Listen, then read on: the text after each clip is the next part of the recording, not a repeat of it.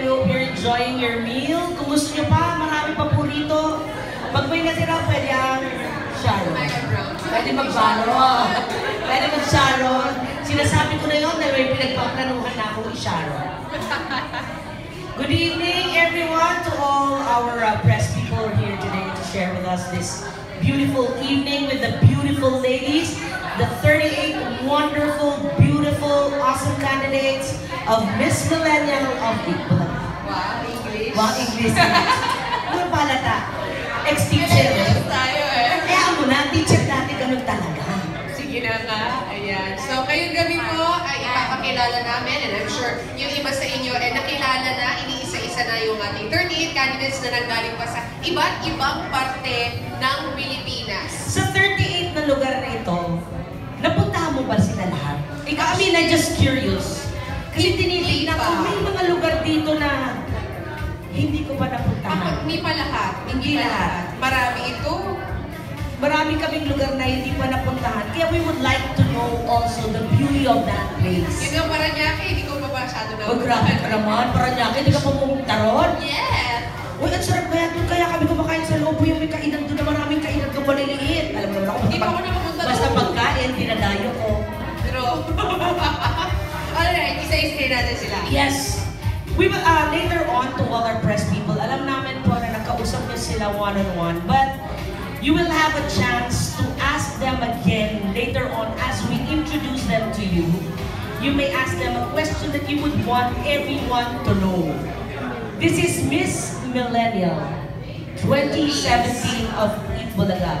This is a beauty pageant with a purpose. Correct. With a purpose. Yes, pero babaliin natin ng konti. May konting tweak lang siya. Hindi siya yung talagang normal na beauty contest or yung one na nakikita natin. Oo, hindi ito yung contest na tinitingnan ay 36, 24, 36. Yan, yung vital stats. Andito ako nakatayo ngayon. 36! 36, 46, 56, 6 by 6. Alright. Unahin natin. Okay, I'm sure everyone would like to meet the beautiful 38 candidates.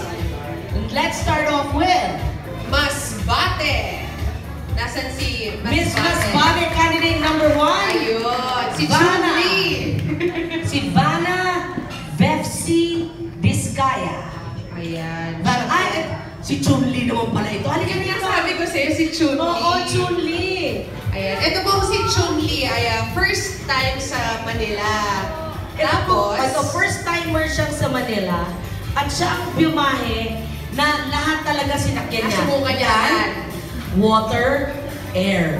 Nagbarko, sumakay ng sasakyan, lumipad sa aeroplano, makarating lang rito.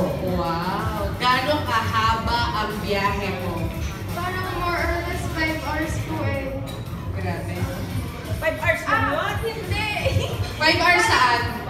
Parang yung 2 hours po kasi, 2 hours po yung papuntang Legazpi. Tapos parang, aeroplano po is parang 3 hours. 2 hours lang ate. 4 hours.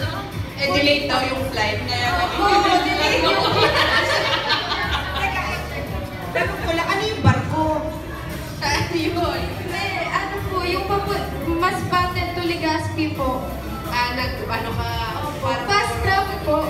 Parang ferry. Parang Ganon.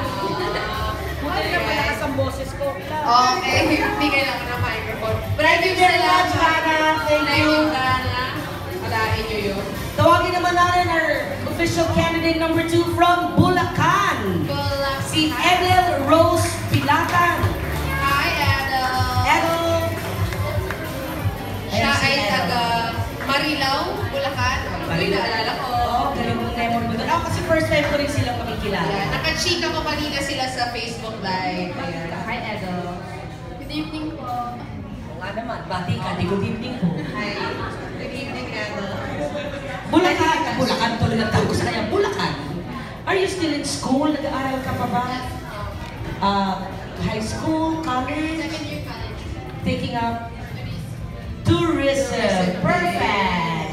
Thank you very much. Edel. We'll talk to you a little Bulacan. later. Next, our candidate number 3 is from Laguna, Jocelyn Manansala. Josie, with a Z. Josie. From Laguna. Yan si Miss Lagu. Malaguna. Kamusta na hot springs sa Laguna? Yes, ito po yun. Hot springs sa Laguna. Let me just tell this kasi yung hot springs po namin ay natural siya and therapeutic from Mount Makiling. Kasi po yung Mount Makiling is a volcano but hindi siya active kasi yung hot springs nga po. And the good thing about Laguna is kung meron kami mainit na water, meron kami ice cold falls. Oh, masarap man. Actually, parang- Delikado ako sa ice cold falls. Hindi ko carry. Magsisipunin.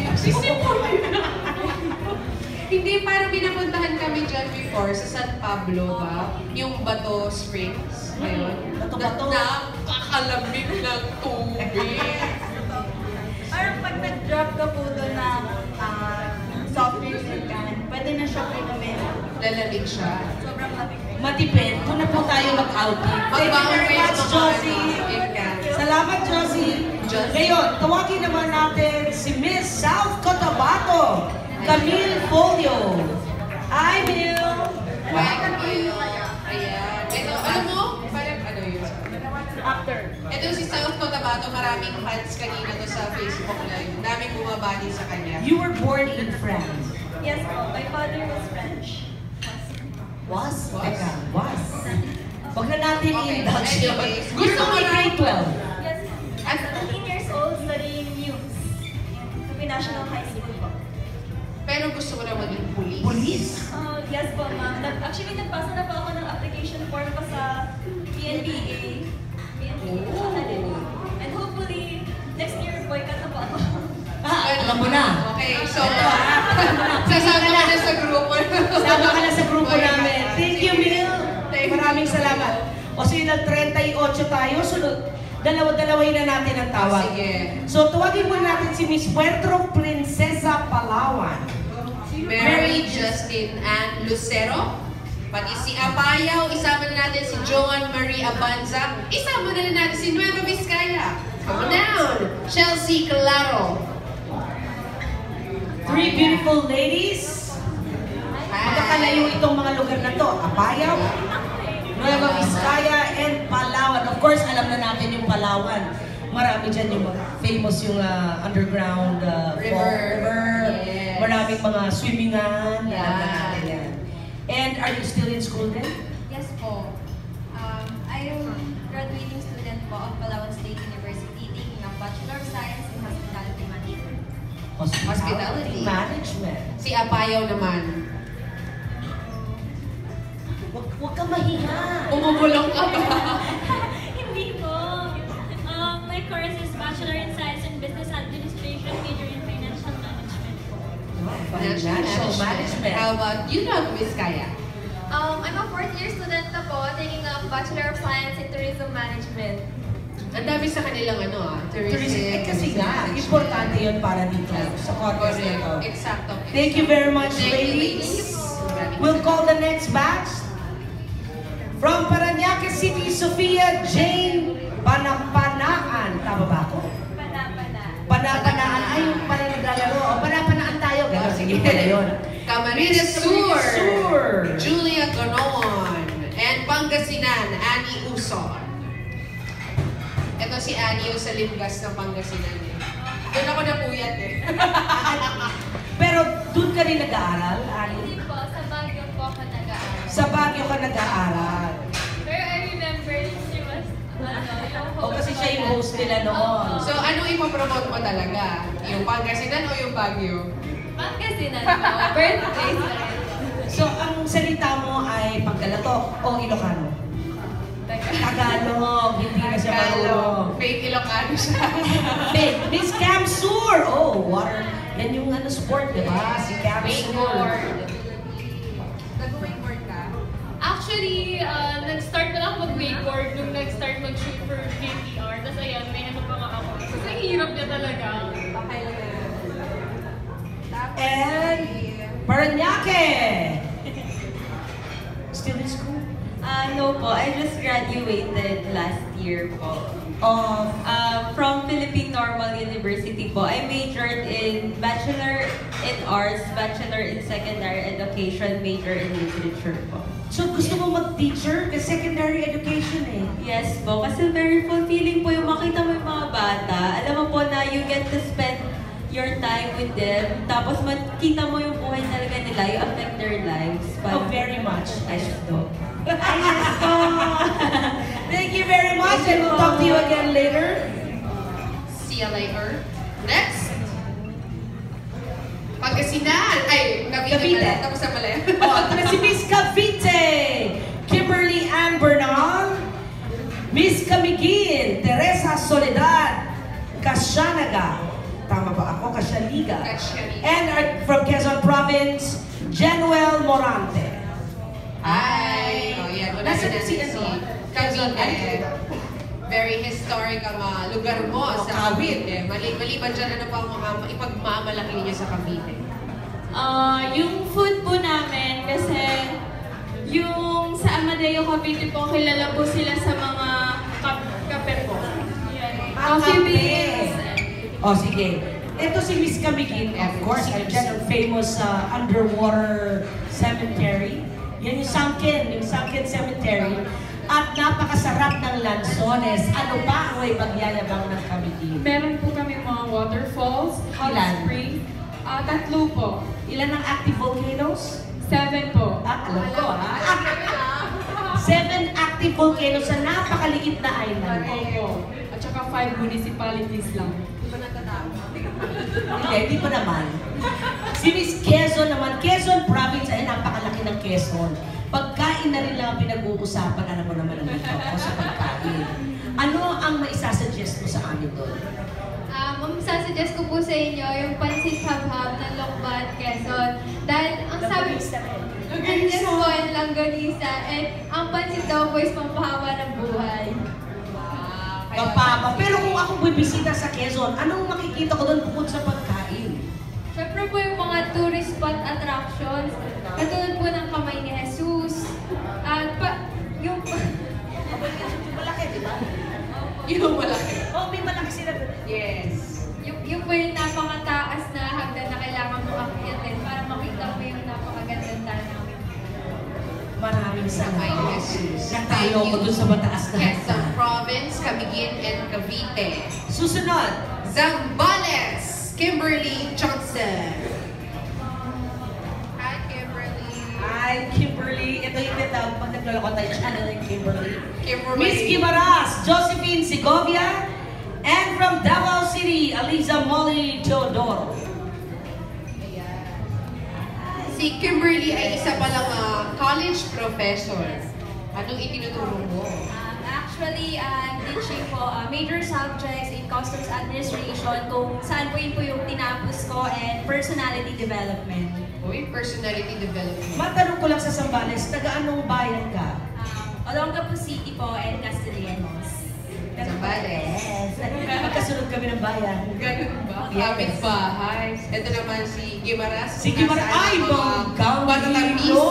sa bangga. Isa nga, matamis na gabi sa'yo. Isa ka rin teacher. Grade 1 and 2, Math and Science. Yes po, I am a licensed professional teacher and I already taught in a private school for 2 years. Oh, 2 years na siya. Grade 1 and 2. Napakasarap turuan pero napakahirap. Napakahirap na lang pagkakukuli. Yes. Mas pa kukulit ang preschool. True. Si Miss Davao naman. Hindi ka teacher. Hindi ako teacher. So, OP ako out of this. Hindi, ang natapos ko po, accountancy. So, ngayon nagre-review ako for CPA board exam. CPA. Accountant? Oo, accountant ka pala. Grabe, mabigat ka. Pinagpawisan ako. Narinig ko yung Sige. accountant. Pag kailangan namin ng accountant, kasi sa trabaho namin, mahirap yung tax eh. Mahirap ang tax. Tawagan ka namin Maraming salamat. Thank you very much. Thank you, again, ladies. Davao City, Guimaras, and Zambales. Zambales. Tawagin naman natin from Pampanga, Jasmine Bungay. Miss Oriental, Virgineth Chi. And from Sibugay, Zamboanga, Mary J. Capin. Ito na si Virgineth. See? Burjaneth, pangalan niya. Burjaneth. Pinagsama ng ama at sa kapatid. Yes. Okay. Unahin natin ang aking katabi si Pampanga, ang kabalet. Teka lang ba? Ano naman ang may pagmamalaki mo sa Pampanga? Pagkain. Ano ba? Pagkakupuro Siyempre. pagkain. Grabe kayo sa akin, ha? Alam mo na, di ba, ang mga Kapampangan magagaling daw magluto. Masasarap Tama, magluto. sisig, sa may Yes. bilis.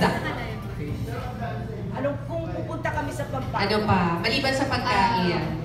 Pag February po, dinadayo po dun yung Hot Air Balloon Festival. Tapos sa Clark po. Tapos sa April naman po yung International Music and Balloon Festival po sa Lobao. And other than that po, sa pag-December po yung pong Ligligan ng Parol, yung pong bawat barangay sa San Fernando, magagawa po sila ng mga gigantic na lanterns po. Ayun. Oo, mas malalaki pa sa mga tao yun. At sa Kilala si bahay. Jojo. Yes. Miss Misamis Miss Oriental. Oriental. Yan.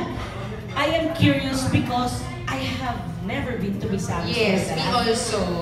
Tsaka parang hindi siya ganun ka-ingay talaga eh, no? Ano ba ang meron Kung sa... paiingayin natin ang Ayan. Misamis Oriental at nais mo lahat dito bumusita sa inyong bayan. We all know that Misamis Oriental is not really that known yet, but actually Misamis Oriental has a lot to offer to you.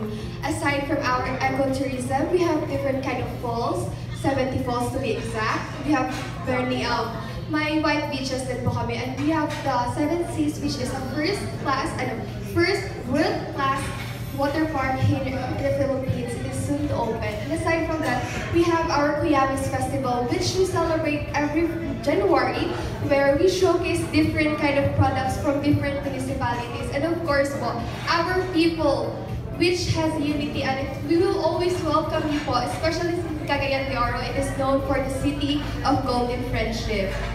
A golden friendship. Miss Zamboanga! Si Bugay! Si Bugay, alam mo, Balita po. hindi, kasi maraming bayan ang Zamboangaan. At del Sur at del Norte yan, di ba? So, ang si Bugay ba, Sur o Norte? Zamboanga, Sibugay alone po. Alone! Stand alone! Yes po. Part po siya sa Region 9, sa Zamboanga Peninsula. Oh! Ngayon lang natin nalaman. You really learned something new. Correct. Pero ang isa pa nga narinig ko, ikaw daw ay isang law student. Tama? Yes po.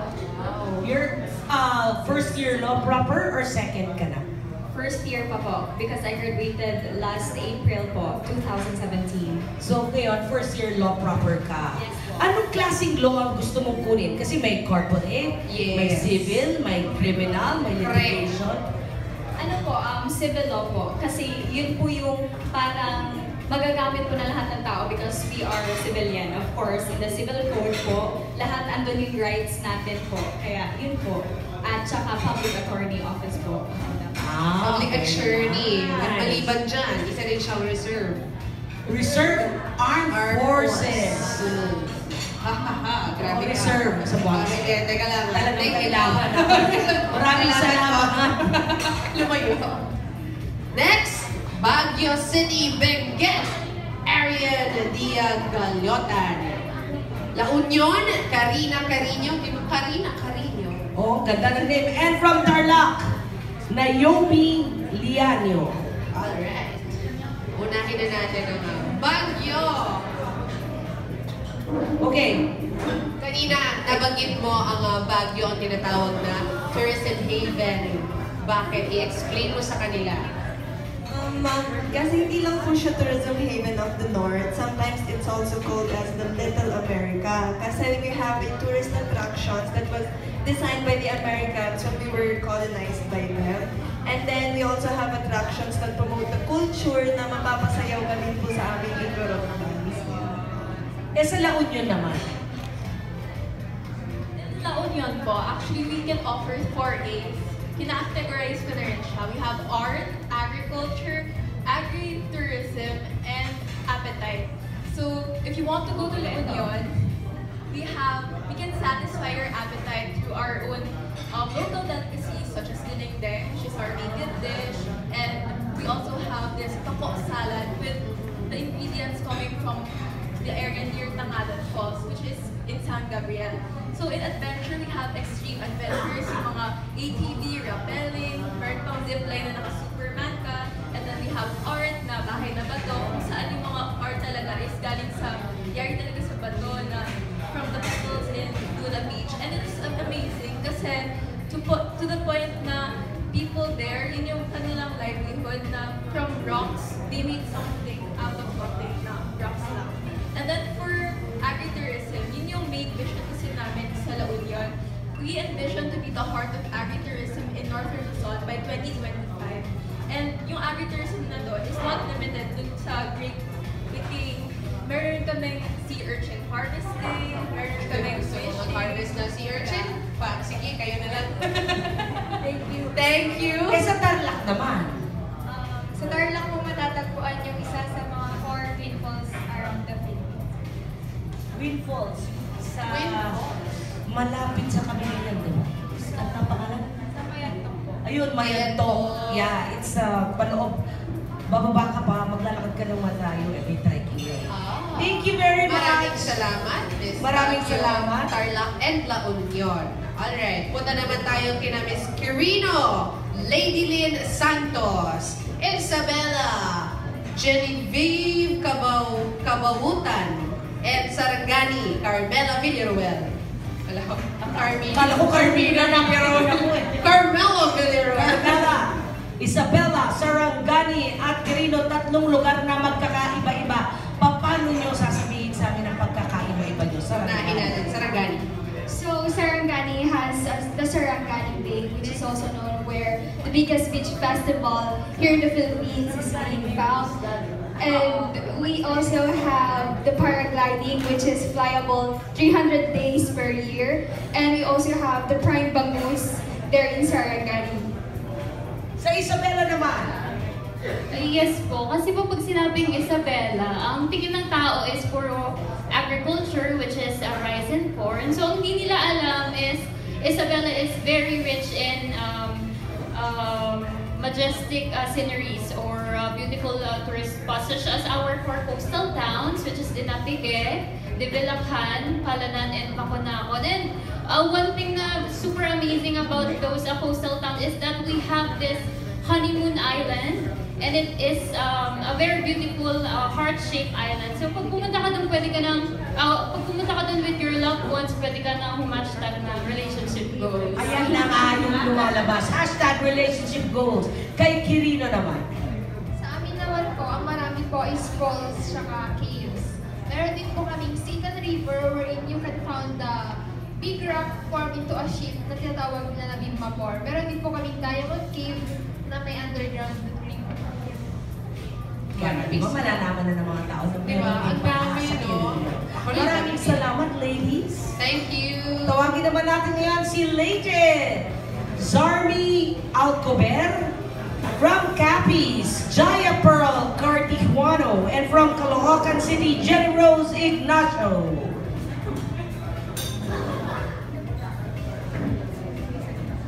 Ayan. Si Leyte at saka si Capiz, Capiz, Leyte, and Caloocan. Dito ka sa akin dahil. Yeah. Unahin natin si Caloocan. Sige. Kasi lahat sila probinsya. Alam natin kung nasaan ang Caloocan. Layo. Kung iimbitahin mo kami sa Caloocan, ano ang maipagyayabang ng Caloocan sa amin? Yes, mostly kasi alam sa Caloocan yung issues about traffic and everything. Pero ako, proud ako na sa Caloocan ko na andun ang monumento ni Andres Bonifacio. Wherein si Andres Bonifacio ay kasama sa kasaysayan ng Pilipinas. Yun po ang bagay na proud ko ako pero sa Caloocan. Okay. Si Capiz at saka si Leyte naman, pareho silang first timers din sa Manila. Sa Maynila. First time nyo rin. Yan. Tapos, itong si Leyte ay isa. First time mo rin nagsakay ng aeroplano? Oo. Silang yata pareho. Pareho First kayo? time kayong sumakay sa aeroplano yung iba. Okay. Kamusta ang experience? Kwento mo naman sa amin. Okay lang naman po. At first, excited just to experience. And when I get to experience her, ganito pala yun. Hindi ka kinabahan? Hindi ka natakot? Ikaw? Maganda po yung service sa airport. At saka nakakapagod at parang yung rinarush ka kasi mabilis po yung takbo ng mga tao. Yung ganito, ilagay mo dito sa basket, tapos ipasok mo doon, tapos yung papasok ka, meron akong cellphone sa loob ng pocket ko. Hindi ko alam. Tapos biglang umingay yung parang, yung umiingay na, opo, yung nasa door na, tumulong ka sa, sorry. Opo, nilagay ko sa, yun po yung experience ko. Pero at least ngayon, alam ko na po na ganun pala yung takbo sa loob ng airport. Maraming salamat sa inyong tatlong binibini. Tawagin natin ang susunod na tatlo. Alright, from Ilocos Norte, Dayan Irish Joy Lacayama, Muntinlupa City, Joanie Olilia, and Malabon City, Shara Joy Dizon. Kaano-ano mo, si Riza May Dizon. Yan na nga ba? At ayun na pa ako bentang-benta dyan eh. Close na kami yan. Future, Mababaw pa na ito. future sister-in-law ni Aklan. Lagot ka. Oo nga, mamaya makausap si Akilala. Marami ako naririnig. Ilocos Norte. Yan, Bichay Bangir Group to. Sa Ilocos, alam natin masarap ang mga pagkain doon. Huwag mo nang sabihin at gugutumin ka na. Imbitahin mo sila. So, ano bang sites ang nandito? Napakaraming meron po sa Ilocos Norte katulad ng unahin ko muna sa bayan ko sa Paway. Yung Paway Sand Dunes po yung sa mga para sa adventurous na tao, yung mag 4x4 po sa sand. Tapos po yung legendary Paway Lake, tapos yung Malacanang of the North, at saka po yung Paway Church. Tapos po meron din po kami mga white beaches and unexplored po na mga mountains and seas, kaya dapat kayong bumisita sa iyo. Malabon at Muntinlupa. Kilala ang inyong lugar. Siyempre, dito lang tayo eh. Malapit eh, no? Paano nyo i-enganyuhin ang mga kababayan natin na bumisita sa Malabon? Hindi yung madaanan lang, ha? Bumisita sa Malabon at sa Muntinlupa pagkatapos ng Malabon eh. Sa Malabon po ngayon, meron po kaming in-offer na tricycle tours. Heritage tour po yung partner and food tour po. At kilala po yung Malabon sa pagkain niya. Second po siya sa Pampangas na gumagawa po ng mga masasarap na pagkain kagaya po ng Dolores Kanina, 1930 pa nakatayo. Kilala po hindi lang sa Pilipinas, ina-export na rin po siya sa ibang bansa. And yun sa heritage tour naman po namin, maraming hindi po nakakaalam na ang Malabon po, marami pong mga heritage houses and mga makalumang buildings po doon sa Malabon na hanggang ngayon po, pinipreserve namin because it is a big part in our history po. See, a lot of people don't know that. How about naman sa Muntinlupa? Pag naririnig po natin ang Muntinlupa, di ba, parang ang sinasabi po ay nakakatakot po kasi may event po, yes.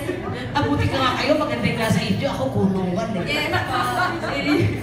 Pero po sa Muntinlupa po, napaka-disiplinado po ng tao dahil po ang city po namin ang first nag-ban po ng plastic and styrofoam and packaging po at ang nag-promote po ng bring your own bag pag mag-grocery, ganyan. Tapos po sa mga historical sites po namin, yung mga tao rin po yung nag-taking care po doon para po mas mapaganda po at mas mapalinis po yung lugar namin. And then po, meron po kaming good governance po na parang focus po siya sa lahat, simula pagkabata hanggang pagtanda po, sa education, sa health, tsaka lahat po simula kinder, may libre na po sila, tapos libreng gamit. And then parang dahil sobrang dami pong project ng Muntinlupa para po sa mga tao. Yes po, at nasa amin po smallest lake in the Philippines po. Smallest lake? Yes. Gano'ng kaliit yung smallest lake? Pag ako ba pumunta doon at tumalon, aapaw? Hindi naman po. Hindi naman. Nakikita nyo lang po yung shape po ng lake mismo. Maliit lang siya talaga. Yes. Alright, thank you very much. Thank you. Ilocos, Malabon, and Muntinlupa. Tawagin naman natin ngayon ang tatlong mga binibini mula sa... Ito na tayo, sorry. Negros Occidental, Angelica Esther Portugalesa. From Antique, Terry Lay, John Beckett. Tama ba yun? John Beckett. Sorry. John Beckett. Beckett. Beckett? Sorry na. Beck lang ka. Beck. John Beck. John Beck. And from Mandaluyong, Daniela Lapche. Lanty. Tatlo. And Magkapatid ba? gagawin na natin tong apat. Miss Aklan. Ito. Si Ayan Eleonora Valentina Laurenza. Ayan na Nakakatuwa siya. yung may Valentina na pangalan. Parang may ahas sa tabi ko. Hindi kami kagaling. Ayun na siya. Ayan na siya. Oh! Ano sabi mo sa kanya? Magkamag-anak ba kayo? Ano? Twinning. Twinning kayo, twinning. Mandaluyong naman. Kasi alam natin, pag sinabi mong Mandaluyong, papasok kita sa loob. Bigla sa isip. Yan yung tinanong ko sa kanya kanina sa Yung labas sa mismo, loob. diba? Ano naman ang masasabi mo tungkol sa inyong lugar? Siyempre po, alam naman po natin is Mandaluyong is a highly urbanized city na po. So, ang akala po ng iba is puro buildings na lang po, shopping malls. But despite of that, ang Mandaluyong po is known po for the EDSA shrine po. Yun po yung pinaka-important na monuments para po sa mga Filipino kasi dun po natin first nakamit yung freedom po natin from martial law. And then, ang Mandaluyong din po is known po for pinakamaraming citizen na nag-participate sa Zumba class. Kasi ang Mandaluyong po ay, yes po, ang Mandaluyong po is known for yung napopromote po kami ng health para po sa mga kabataan. And kami din po yung pinaka-first na nag-organize ng pageant para po sa mga plus-size woman. Yun po. I know that. Pwede Hindi ako sumali doon kasi title holder na ako. Pasa mo yung Mandaluyong. ipasa, bilbiling ha, bilbiling Mandaluyong. Pasa mo sa yung twin. Ano naman, sabi niyo, twinning kayo, diba? Ikaw naman, Miss Antique.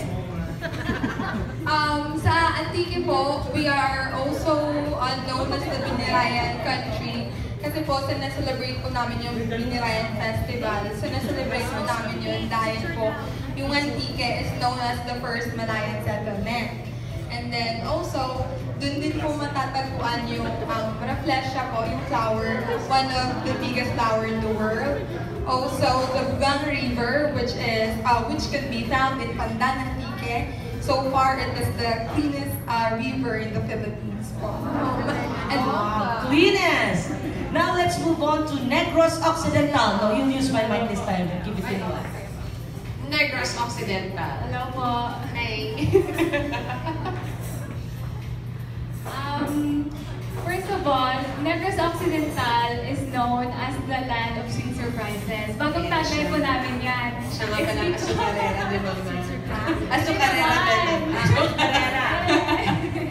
Kasi po, we are the major producer of sugar. Not just that, we have the most sweetest people in the entire Philippines because yung kung nagsasalita po kami, meron po kami intonation. Ilonggo. Yeah. Ilonggo po. Yung galit na pero galit parang na, hindi na. pero hindi pa rin po. Example, paano ka magalit? Kunwari galit na. Ayun, galit na siya. Naiinis na siya na hindi ko mo alam. Ay! Ayan. Puntahan Miss natin si Aklan. Alam mo, we've never met, right? Pero, naririnig yung Aklan. Dahil kay Malabon! Dahil kay Malabon. At talagang kinontrata na niya. Hi, Sissy! Hi, Narinig mo Sissy. yun? What does she mean by that? Well, a lot of people say that we look alike, so... Yung pa talaga yun. At saka meron pa. At saka meron pa. Labanos mustasa. Joke. Sige, tuloy mo muna. Please, invite everyone sa Aklan. Hello. We all know that Aklan is famous for the Boracay Island, but I would like to say that it's more than that. It has 17 municipalities, and it is also famous for its exotic festivals, and it has 16 festivals to be exact. And right now, it actually earned the title as Philippines New Cruise Haven. Yes. Talaga bang sisi mo yun? Tapos kabaliktaran. Kabaliktaran. Ganun talaga yan eh, North and South eh. Oo. Actually. Alam ko na, maaalala ko si Malabog si Bungis-Gis yan eh. Thank you very much, ladies. Thank you. Parang anak ko rin eh. Ayan. Di ba? Pwede. Parang anak ko eh. Kasi kanina, laglagan na to eh. No? Oo. Kasi kanina, sinuportahan si Miss Aklan ng kanyang baby brother. Ah! Eh, habang nag-Facebook live kami dumaan. Ano sabi? Ang pogi. Wala siyang sinabi. Sabi niya lang sa akin. Katabi niya ako. Ganun. Tapos sabi ko, close na talaga tayo eh. Kilig na kilig ka sa akin Miss Anyways, gusto mong makapuntos? Pakilala mo siya sa akin. Alright, next! Ang tatlong natitira. Let's call in Miss Cebu, Sarah Elizabeth Madrigal. Nueva Ecija, Chriselle Maranion. And from Bataan, Patrice Ann Dabu. Ayan. Eto, since kayong tatlo ang last, lagi namin tinatanong kung paano nyo i-introduce ang inyong mga bayan sa amin. Ito iibahin ko dahil tatlo na lang kayo. Pag sinabi kasing beauty pageant, naka-high heels, naka-tiny gowns, with beautiful, you know, batik suits, and all. How do you feel now that you don't have to wear heavy makeups? Hindi kayo kailangan mag-high heels. Fresh lang. Let's be ourselves. Casual, Be our age. Ano ang pakiramdam that, you know, you're dressed up the way you usually are? Feels so relief. Relief talaga po kasi, I mean, no pressure at all. No sneakers, and then we just have to be ourselves now. Alright. Miss Nueva Ecija. Well, as we can see kasi sa beauty pageant is more on formal, ganyan. Then yung image talaga ng isang candidate is talagang kailangan almost perfect ka sa ibang tao. Well, dito kasi sa Miss Millennial Philippines, Diba? Fresh na fresh. well, dito kasi sa Miss Millennial Philippines, ang napansin ko dito, sabi ko nga kanina sa mga nag-cater, sige po, dagdagan nyo lang yung foods ko, wala namang swimwear dito, okay lang yan. And then, the good thing is, hindi sila tumitingin sa physical lang. So, yung purpose talaga ng isang millennial candidates is to promote our own province. And kailangan talaga alam namin sa sarili namin. Kilala namin yung sarili namin at the same time, yung mismong province namin. And no pressure talaga siya. Kasi sa beauty pageant talagang competitive din yung mga girls dun eh. Dito talaga, ever since na dumating ako, wala kang naramdaman. Yeah, sobrang friends talaga kami. Parang barkada na sila Oo, agad. so, Miss Cebu.